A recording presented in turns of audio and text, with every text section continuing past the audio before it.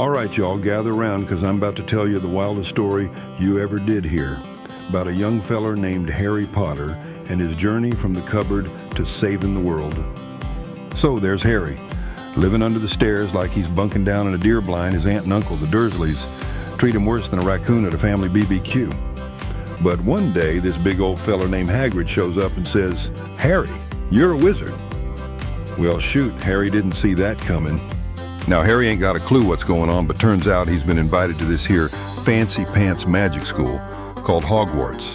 Kind of like the Ivy League for wizards, but with more critters and flying brooms. On his way to school, he meets Ron Weasley, redhead, real good old boy, and Hermione Granger, who's smarter than a fox in a henhouse. These three, well, they become tighter than cousins at a family reunion. So they get to Hogwarts, where they've got a hat that talks more than your uncle at a tailgate party, and it's going to tell Harry where he belongs. Good news, y'all, Harry's a Gryffindor, and that means he's got guts. But not everybody's friendly. This sneaky rascal Draco Malfoy tries acting like he's the king of the hog pen, but Harry ain't got time for that. There's this game called Quidditch, which is pretty much like a good old-fashioned flying dirt track race, but with brooms instead of four-wheelers. Harry's a natural, faster than a greased pig at the county fair.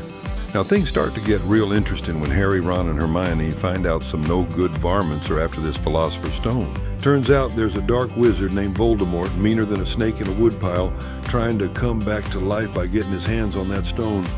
Now, here's where it gets real sweet. Harry don't need no fancy wand tricks to win this fight.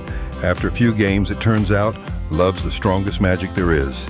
So there you have it, folks. Harry Potter. A wizard who went from living in a broom closet to taking down the baddest dark wizard in the land. And let me tell you, this here is just the beginning of his wild ride.